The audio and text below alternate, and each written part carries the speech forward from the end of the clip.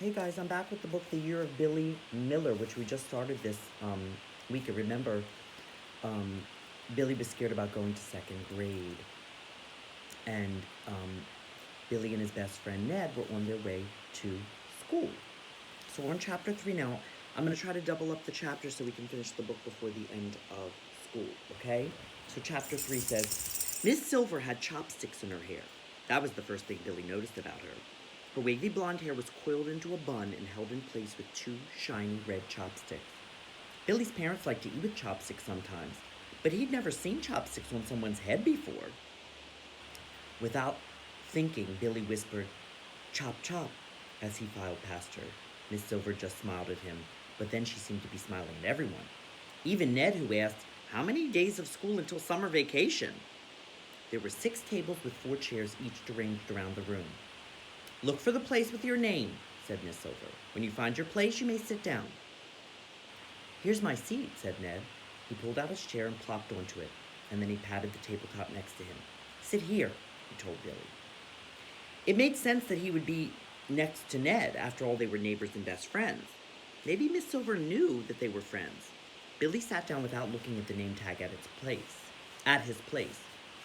Billy felt breath on the top of his head, and he turned around. Standing too close was a girl he didn't recognize. Her eyes were narrowed to slits. Her arms were crossed and her fingers were drumming on her elbows at a rapid-fire pace. "Excuse me," she said. "You're sitting at my place." She paused. "Unless your name is Emma Sparks, too. Then we have a problem." The girl stepped aside to let Billy get up. "If your name is Billy Miller, you sit here," she said, pointing. "If your name is Grace Cotter, you sit there." She pointed again. "He must be Ned Henderson," she continued, nodding. And then she pointed once more, this time at Billy. "I have a feeling you're Billy Miller." Everything about that girl made it seem to Billy that she should be at least a third grader. She talked like an adult. She walked like an adult. And she wore her sweater tied around her waist, which for some reason seemed very adult. Billy shuffled around the table to his spot, kitty corner from Ned. Grace Cotter slipped into her chair. Billy had known Grace since kindergarten. She was so shy she seemed almost invisible. Like vacuums, her wide eyes were sucking in everything. When the four of them had settled into their proper places, Emma Sparks smiled an enormous smile. My nickname's Emster," she told them. "You can call me Emster." Billy misheard her. "Hamster?" he said in a voice much too loud. "Your name is Hamster?" Everyone laughed. The laughter was pleasing to Billy. It gave him a tingle. Whispers of hamster rippled through the classroom. Emma glared at him. "I said Emster. Emster. All of a sudden, there was a noise like a single, penetrating toll of a bell. The laughter quieted. Silence except for the resonant sound. Miss Silver stood at the front of the room beside her desk, holding a little padded hammer. There was a small bronze gong at the corner of the desk. "Thank you," she said in a hushed tone. "Whenever you hear the gong, it means I'd like your attention." Billy had never known a teacher with a gong. It had worked like magic. The room was noiseless, still. Miss Silver talked about herself for a while, and Billy's mind wandered. The next thing he knew, Ned was kicking him under the table. "Say your name and something about yourself," Ned whispered. "I'm Billy Miller," Billy said, "and He couldn't think of anything to say. "I'm in second grade." There were giggles, but the students weren't giggling at Billy. They were giggling because they thought what he'd said was funny. A good warm feeling came over him. But not everyone thought he was funny.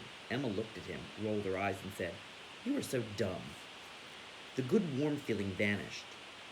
Later, when the students were writing and drawing in their new journals, Emma said to Billy, "Maybe you should write that you're in second grade so you don't forget." Billy took 2 red markers from the bin in the middle of the table. Using both hands, he held up the markers on his head as if they were the fiery horns of a devil. And then he stared at Emma with the meanest expression he could manage. Miss Silver happened to be walking by just then, and she stopped and looked at Billy for a long moment. Billy froze for a few seconds and then lowered his hands and dropped the markers back into the bin. Miss Silver raised one of her hands to her chopsticks, and she frowned, and then she smoothed her hair and walked away. "Keep working, everyone," she said. "Oh, no," Billy whispered. It dawned on him. Miss Silver thought he was making fun of her. She thought that the 2 red markers were meant to be her 2 red chopsticks. She thought that the ugly face he'd made at Emma was an imitation of her, Miss Silver. Billy didn't know what to do. What he wanted to do was to run around the playground.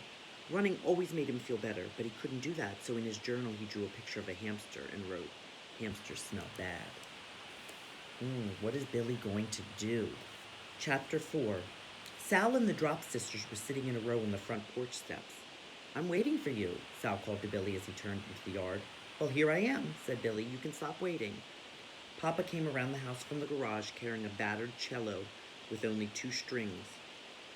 "Hi, Billy," he said. "Hi, Papa. How was school?" asked Papa. "Okay," said Billy. "What did you do?" "Nothing." "Give me one highlight from your day," said Papa. Billy was used to Papa's probing, although he didn't particularly like it. "There's a kid named Hamster in my class," he said. "Boy or girl?" asked Papa. "Girl." "Maybe her parents are celebrities," said Papa. "They often give their kids unusual names." "Huh?" said Billy. "Nothing," said Papa. "How is Miss Silver?" Billy shrugged. An image of Miss Silver's disappointed face rose up in his mind. He did not want to talk about her, although he knew his father would think that her chopsticks were very interesting. "Can we not have any more questions?" asked Billy. "No more questions," said Papa. Sal, who had been unusually silent, stood with her hands on her hips and said, "Your school doesn't sound very fun. My school with Papa was more fun. Look what I can do." Sal bent over and grabbed a book from a stack on the porch. "I can read Mama's favorite book," she said. She held up a worn paperback copy of Pride and Prejudice. "You can't read that book," said Billy.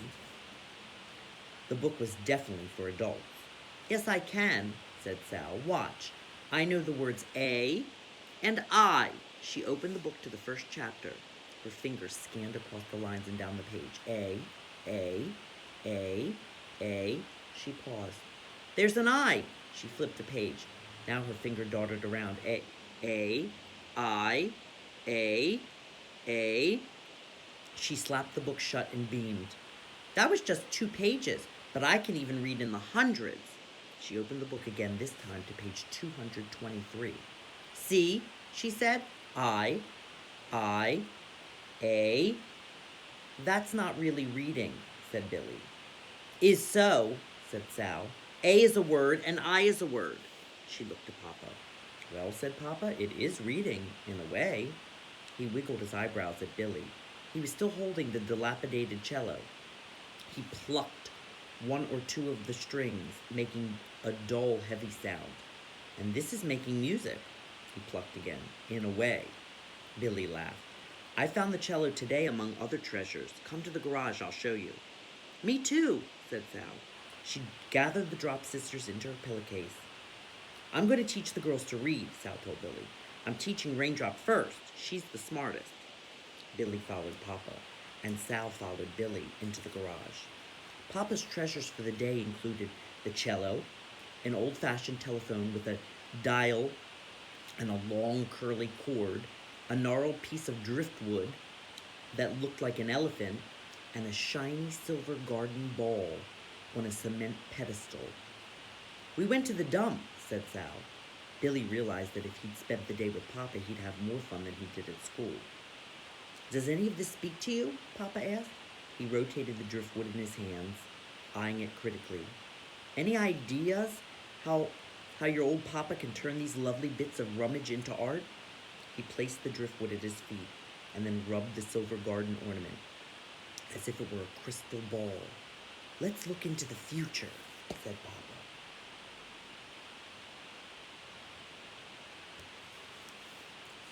Billy and Sal leaned closer. "What do you see?" Papa asked, stroking his beard. Billy didn't see the future, but if he could have, he would have liked to see Emma move to a different table at school, and he would have liked Miss Silver to let him know somehow that she wasn't mad at him. "I see me," said Sal. She touched her nose to the silver globe and then drew her face back a bit. She repeated this movement several times, mesmerized by her distorted reflection. I like the silver ball best, she said, before she kissed her reflection. I like the telephone best, said Billy, but he didn't have any suggestions for how Papa could turn it into art. It would be fun to take it apart. He was fascinated by seeing the internal works of things, the wires and gears and nuts and bolts. You should like the silver ball best, Sal told Billy. It's silver just like Miss Silver. You should give it to her. Then you would be her favorite. Billy didn't care about being Miss Silver's favorite, but he did care that she thought he'd been rude to her. Billy offered no response to Sal's comments, but because of them, he experienced the first flicker of an idea of how to make things right with Miss Silver. Ned came over, and he and Billy took apart the telephone with Papa's help, and Billy's idea was forming. Mama came home, and she asked even more questions about second grade than Papa had. Billy's answer stayed nearly the same. Okay, and nothing, and I don't know. Billy's ideas continued to form during dinner and throughout the evening. By the time he went to bed, he had a plan. What do you think Billy's plan is for making sure Miss Silver isn't mad at him? We'll find out next time in Chapter 5.